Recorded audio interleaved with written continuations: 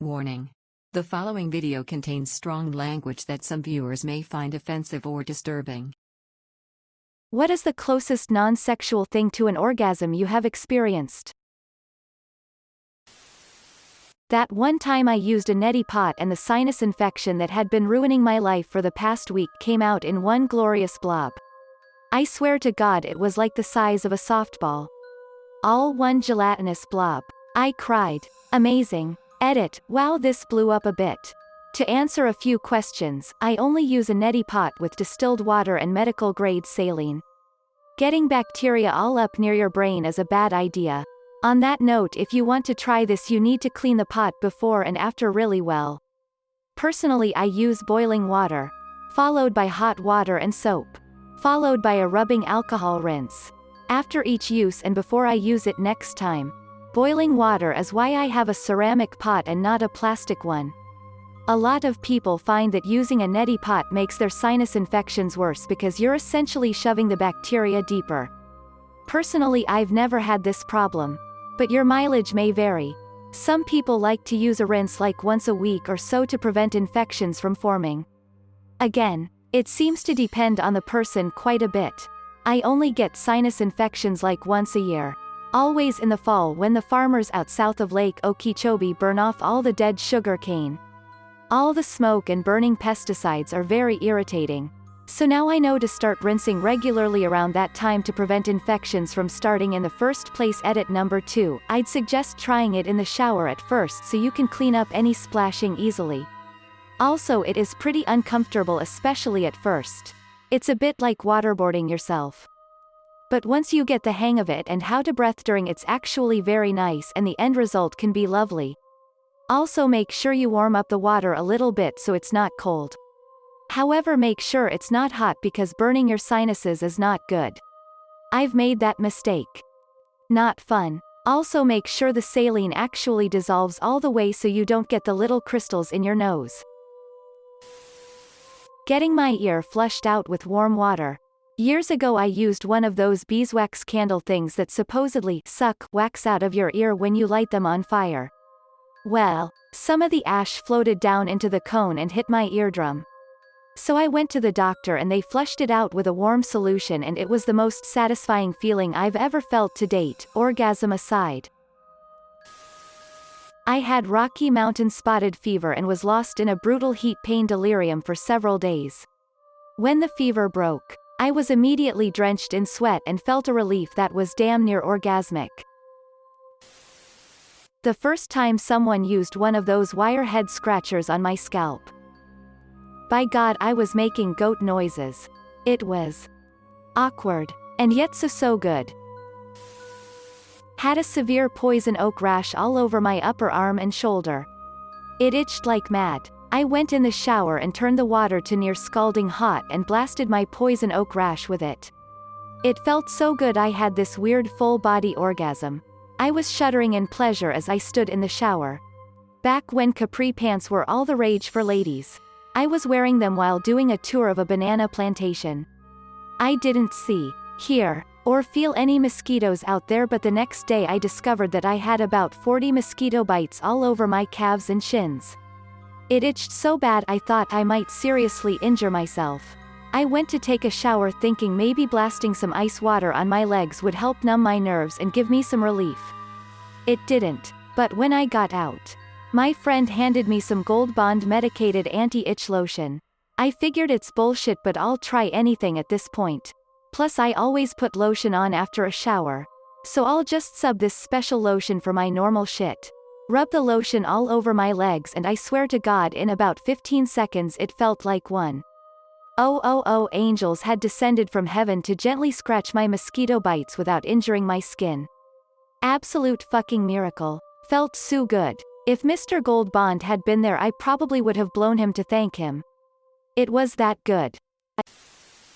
Abdominal pain going away and looking thinner after letting out a long airy fart. Drinking cold water when you're very dehydrated. Eating the food you've been craving and it's actually satisfying. Edit, and actually getting food out of your teeth. I'm asthmatic. The first breath with an inhaler 12 hours after your asthma starts to bother you and you forgot yours at home. When you get that first full lung full of beautiful beautiful air.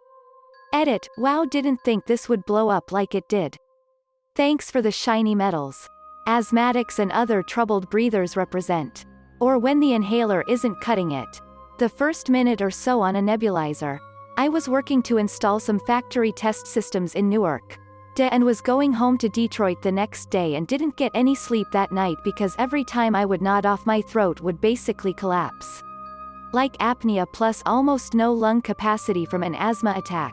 I must have used the rescue inhaler 50 times that night. When my flight got in, my wife took me straight to the ER. Nothing like a hometown ER and a breathing treatment full of albuterol. Finally letting loose with a burstingly full bladder after a long car ride. When you feel like you're gonna throw up and the stomach ache goes away when you burp. One time, I had a big stretch after a few hours sitting at my computer. And my back popped in 5 places. So good.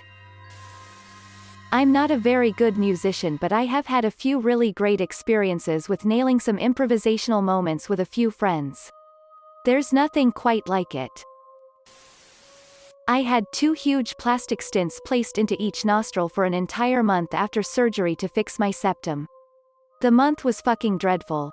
I finally went in to have them removed at the end of the month and the doctor pulled them both out along with massive clots of bloody boogers. Holy fuck. That first 15 minutes after was like heaven on earth. I teared up and had a big fat smile on my face walking out of the hospital. It was such an amazing feeling. I was barely able to hear for almost 2 months thanks to a really bad infection I got after chemo. I woke up late in the afternoon and my eardrums just started spasming. Then all of a sudden I could hear. Hearing again basically made me cry out of joy.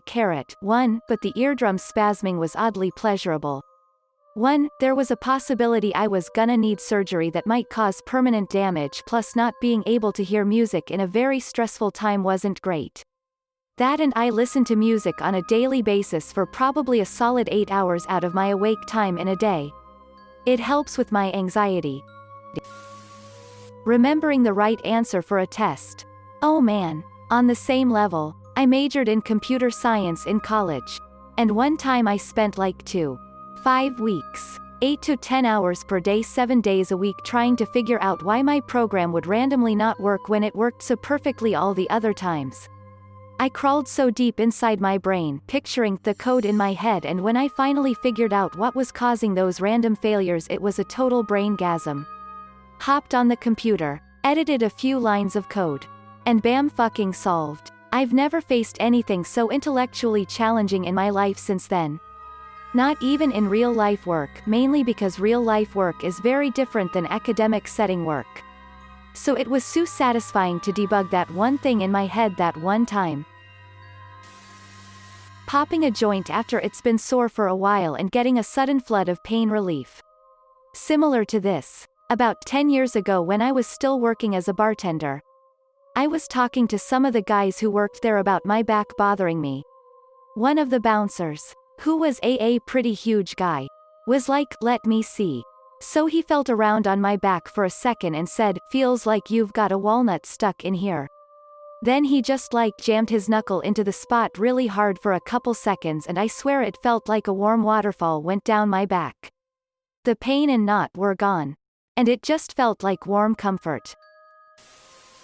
I drank a whole theater-sized large soda before watching Return of the King. By the end of the movie, I was having what best could be called air contractions. So I'd been waiting to see Jurassic World with my friend, right? It was my first time in a theater that had those recliners. I was chugging my soda, not thinking anything of it. Enjoying the movie, reclined. I felt the need to piss but didn't want to miss the movie, so I ignored it for a while. It got to the point where it was so uncomfortable I was more focused on my bladder than the movie, so I decided I'd better just use the bathroom quick and return as soon as I could. Tried to unrecline and the chair was fucking stuck in the reclined position. Leaning forward on a full bladder was so fucking painful. And I was towards the front of the theater, so everyone got to watch me struggle to crawl out of my chair like a drunk. But goddamn did that piss feel satisfying. When I was much younger, I was a pretty hardcore stoner. The first time I planned to do a mushroom trip, I stocked up on traditional munchies. Chips, Pizza Hut pockets and stuff. Few hours in, I decided to bust them out and was mortified at how overwhelmingly disgusting it all was. Next trip, I went out on a limb and bought a big bowl of mixed fruit. I literally could not contain myself. I had to go outside to eat it away from my roommates because I could not stop laughing maniacally at how unbelievably delicious it was. Every bite, every gush of fruit juice, sent me into pure, giddy, holy bliss. I can only imagine what our neighbors must have thought of me sitting in the backyard cracking up and losing my mind over a bowl of fruit. Crawling into cool fresh sheets after your shower on a day you were at the beach. Sun exhaustion. Clean feeling after shower. Comfy in sheets with the AC on. My favorite. Edit, you all keep commenting about shaving your legs first. You're all absolutely right. Listening to music at night. This is made 1,000 times better if you listen to music at night while traveling through a big city. I actually look forward to long car trips for this reason. Going to a concert and making eye contact with band members. A couple years ago I saw Queen plus Adam Lambert, and was fairly close to the stage, when Brian May, probably my favorite musician of all time, hope he recovers quickly from his recent heart issues, was on that side of the stage. He made eye contact and I gave him a sort of namaste half bow in a silent attempt to thank him for the impact he has had on my life. And he gave me a smile and a small nod to acknowledge that he saw me. All while playing in the middle of a song. Immediately got full body goosebumps and teared up. One of the coolest moments of my life. Edit, spelling. Thanks for watching. If you liked the video, give it a thumbs up.